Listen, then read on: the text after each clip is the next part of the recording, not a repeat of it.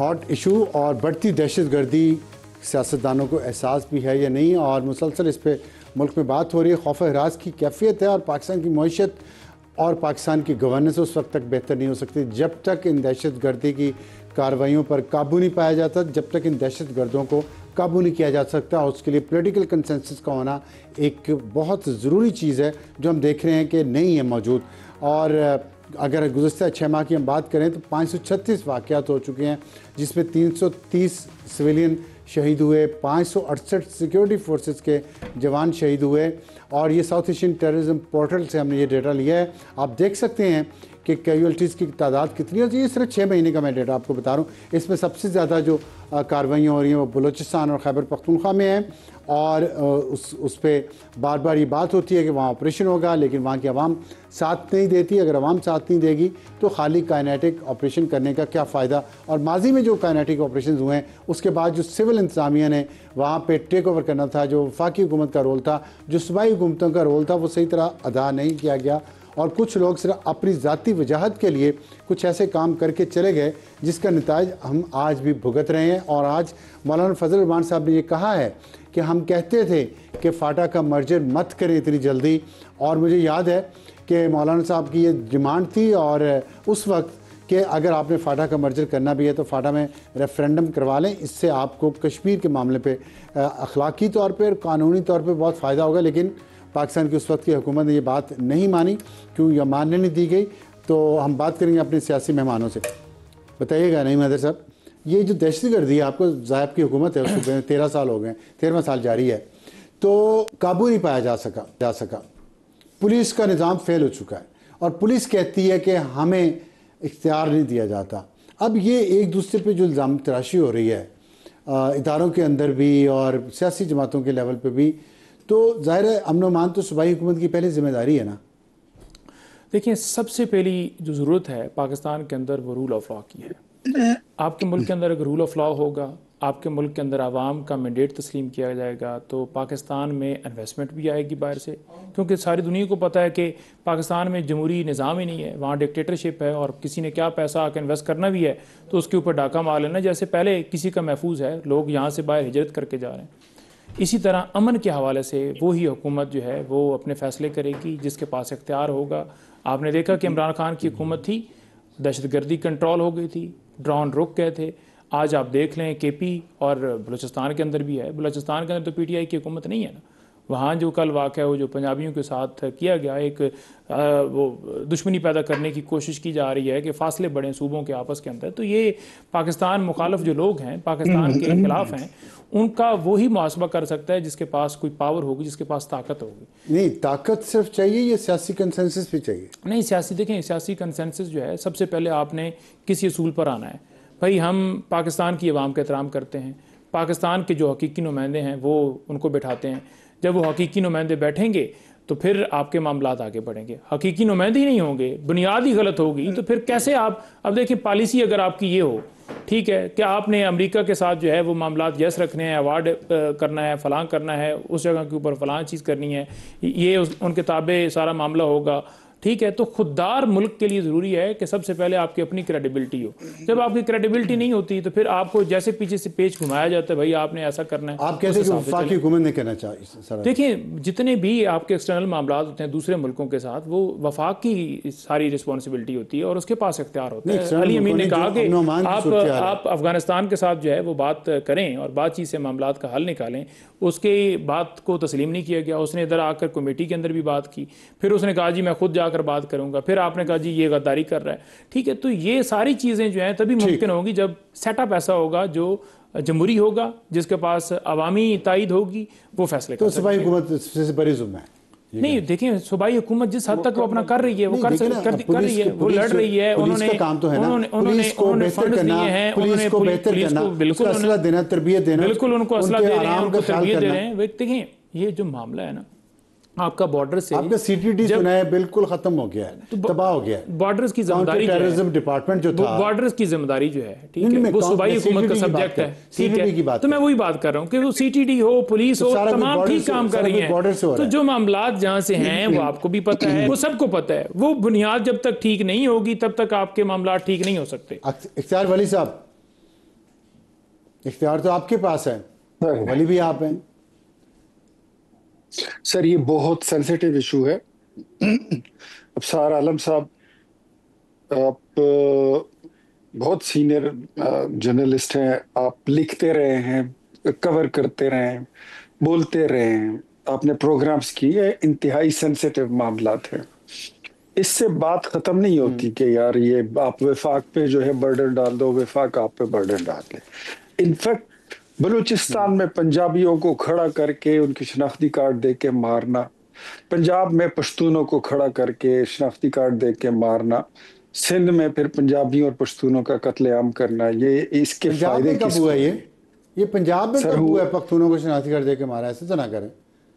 हुआ है सर, ये 5-6 महीने पहले का जरा थोड़ा सा रिकॉर्ड देख लें तो इस तरह के 2-4 याददाश्त थोड़ी सी साथ नहीं दे रही। ऐसा कुछ नहीं है, ऐसे ना करें, बात को बढ़ाएं, काम करें। नहीं सर मैं कोई जाती दुश्मनी हो सकती है, कुछ हो या कुछ हो, ऐसा नहीं कोई। मैंने भी नहीं सुना पंजाब में तो कोई ऐसी इंतहा पसंद पंजाब में कोई ऐसी इंतहा पसंद तंजीम, अलहदगी पसंद तंजीम, कौमियत परस्त जमात जो लोगों को मारने पे आ जाए। पंजाब का दिल सीना तो बहुत चौड़ा है, सब कुछ जगह देता है, हजारों साल से सब कुछ जगह देता है। मैं आपको डिटेल्स भेज देता हूँ। ये आपको सिर्फ मैं एक मिसाल दे रहा हूँ कि ये सूबों के दरमियान नफरत को हवा दी जा रही है।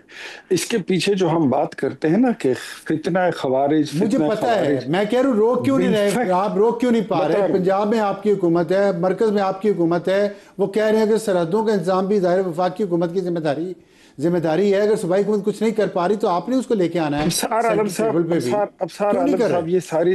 ये सारी चीजें रेक्टिफाई हो गई थी। इस बात को मैं बिल्कुल नहीं मानता कि कोई ये कहे कि इमरान खान के दौर में ये बड़ा अमन हो गया था। इमरान खान के दौर में कोई अमन शमन नहीं हुआ था, वो उनकी एक पार्टनरशिप बन गई थी। अब क्या करें? इतने जवान हमारे शहीद हो रहे हैं, सिविलियन भी, फौजी भी, रोजाना हर जगह पे। क्या करे अवाम, कौम क्या करे? कौम क्वेश्चन करती है कि इंडिया को आपने हरा दिया 4 दिन में, और ये 40 साल हो गए आपको ये मसला हल नहीं कर पा रहे, क्यों? आपकी बात दुरुस्त है। ये जो प्रॉक्सी वार होती है ना, ये आपके घर में दुश्मन होते हैं। वो घुसपैठिए होते हैं जो आपके घर में रहते हुए, आपके मुल्क में रहते हुए बाहर से पैसे पकड़ते हैं। आपने वो जनरल सादत की स्टेटमेंट सुनी है, जो अफगानिस्तान का एक एक्स जनरल है, जिसने कहा है कि अफगानिस्तान की सरजमीन को इस्तेमाल किया जाता है, इंडिया जो है प्लान देता है, पैसे देता है, पाकिस्तान में प्लान को फिर एग्जीक्यूट किया जाता है, एग्जीक्यूटर्स भी यहीं से दिए जाते हैं। तो ये वो जो प्रॉक्सी वार होती है, वो उसको काउंटर करना, आपकी उनसे मामला फहमी किधर है? अल्हम्दुलिल्लाह वो उसके समरात आना शुरू हो गए काफी हद तक, लेकिन चीजें अभी मैंने बाजौड़ में एक हफ्ते में 2 इतने बड़े वाकयात हुए हैं। नो डाउट, इसमें कोई शक नहीं। ये मौलाना खानजेब का वाकया हुआ है, उससे पहले वो वाकयात हुए हैं। और वो बलूचिस्तान मुसाफिरों को, पंजाबी मुसाफिरों को मारा है गोब के पास, वो भी अफगानिस्तान के बॉर्डर के बिल्कुल साथ ही है ना। ठीक कह रहे हैं। ये मुझे आप नहीं बता रहे, मैं बता रहा हूँ आपको। कच्चे में लोगों को उठा के बुला के वहां पे अगवा कर लिया जाता है, या उनको मार दिया जाता है, या उनसे पैसे लिए जाते हैं। ये सारी चीजें जो सिंध में हो रही हैं, जो बलूचिस्तान में हो रही हैं, जो केपी में हो रही हैं, ये सारी चीजें इन सब पे नजर है, और हुकूमत इससे बिल्कुल भी गाफिल नहीं है। रखे करें कुछ नहीं, लेकिन लगता है बार बार वक्त खत्म हो रहा है प्रोग्राम का। इफ्तार वली साहब, आपने कहा कि नजर है हुकूमत की, हो सकता है हमें नजर ना आ रही वो नजर, लेकिन हो नहीं रहा, कुछ रिजल्ट्स नहीं नजर आ रहे, जिसकी वजह से अवाम की नज़र बहुत ख़राब होती जा रही है। और अवाम चाह रहे हैं कि ये इसके मामले में, इस दहशतगर्दी के मामले में हुकूमत को संजीदगी से कोई इक़दाम उठाने चाहिए, सियासी सतह पे भी और फौजी सतह पे भी। पार्लियामेंट को इन्वॉल्व करें और एक सही तरीके से इस मसले को हैंडल किया जाए। वक्त एक ब्रेक के बाद आएंगे तो हमारा आज का एडिटोरियल भारत के होने वाले नुकसान की कोई एक तस्वीर दिखा दें। अजीत डोभाल ने ये कहा है, मैं तो नहीं दिखा सकता, आपको एडिटोरियल में बताएंगे कौन दिखा सकता है। और वक्त हमारे आज के एडिटोरियल का। Ajit Doval, national security adviser, 11 जुलाई 2025 को उन्होंने क्या चैलेंज किया पाकिस्तान को और पूरी दुनिया को। वो कह रहे हैं कि एक गिलास भी नहीं टूटा, कोई तस्वीर हमें दिखा दें इंडियन डैमेज का। पूरी दुनिया को उन्होंने चैलेंज किया, सैटेलाइट इमेजरी दिखा दें, कुछ दिखा दें।